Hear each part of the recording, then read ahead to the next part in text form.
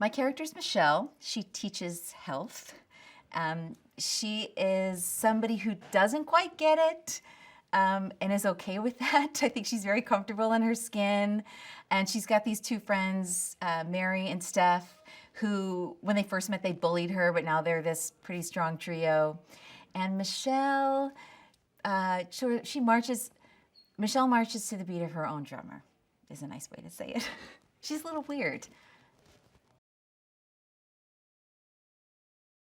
Yeah, so Jack has this nemesis, Myles, and who he's been competitive with in the sort of real world. So instead of actually teach biology to these students, he manipulates them or uses his time with them to get them to help him to undermine his nemesis, Myles, which is a pretty smart choice. It's pretty tricky. We are introduced to Jack as he plows his car into the Whitlock school sign, which is stone and brick, I think. It's pretty substantial. So he pretty much destroys the namesake of the school, shows up late, disheveled, and doesn't care at all. So that's just a first look at who Jack is.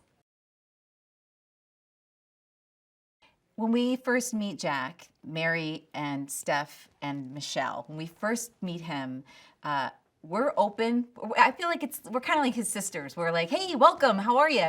And he's so surly and so not interested in being there. And he has this kind of snobby angle. He thinks he's better than everyone else, but I think all of us are really comfortable in our own skin. So we're kind of like, too bad for you. Like, we're not going to be intimidated. We're just having a good time. So eventually he starts bouncing ideas off of us, or maybe tries to get our dating advice, or tries to have us help him acclimate to the school, or think up some of his more dastardly ideas for Myles. Principal Durbin is a real low status guy, and he has big dreams of impressing Jack. He wants to be friends with Jack. Jack treats him horribly. He's completely dismissive. But Durbin has this way of never giving up and sometimes misinterpreting that bad behavior as friendship. And so he kind of keeps marching forward, and he's very positive and kind of optimistic in a situation where he should probably throw in the towel. Jack is mean.